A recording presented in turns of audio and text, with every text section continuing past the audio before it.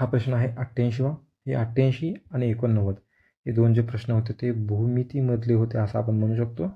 In the sense सगळे area circle वगैरे काढायला लागलेले आहे. नेहमी असे प्रश्न विचारत नाही पण विचारलेला आहे. ठीक आहे, नेहमी म्हणजे विचारता कधी कधी, नेहमी विचारलं.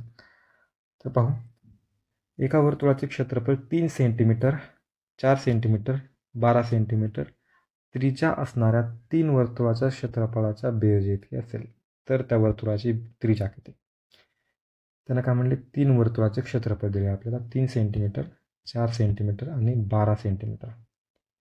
ठीक आहे, या तिघांचं जे हे काय त्रिज्या आहेत, फक्त हे क्षेत्रफळ आहे का नाही, क्षेत्रफळाचं काय असतं मीटर स्क्वेअर असतं, त्यामुळे हे त्रिज्या आहे. या त्रिज्या असणाऱ्या ह्यांचं किती जेवढं क्षेत्रफळ येईल या तिघांचं मिळून, हे क्षेत्रफळ बरोबर असणाऱ्या कुणाच्या, जो एक वर्तुळ आहे जे काढायचं आहे आपल्याला, तर त्या वर्तुळाची त्रिज्या किती असं विचारण्यात आलं. तर पाहू, पहिल्याची त्रिज्या दिलेली आहे 3 सेंटीमीटर, दुसऱ्याची दिलेली 4 सेंटीमीटर, तिसऱ्याची 12 सेंटीमीटर. आता त्रिज्येवरून आपल्याला क्षेत्रफळ काढायचं आहे एखाद्या वर्तुळाचा, तर आपल्याला माहिती आहे क्षेत्रफळाचा फॉर्म्युला, तर पाय आर स्क्वेअर.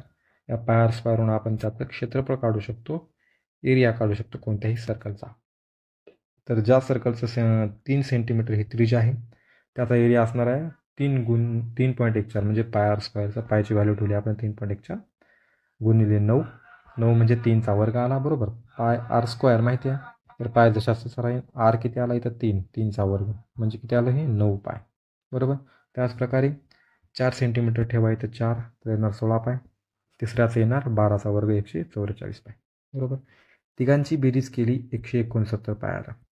प्रश्न काय म्हटला होता, 3 जे सर्कल आहेत त्या 3 सर्कलचं क्षेत्रफळ जेवढं येतं तेवढंच त्याचं क्षेत्रफळ असं पण म्हणत आलं होतं बरोबर. तर 169 पाय एवढं आलं ह्या तिघांचं क्षेत्रफळ.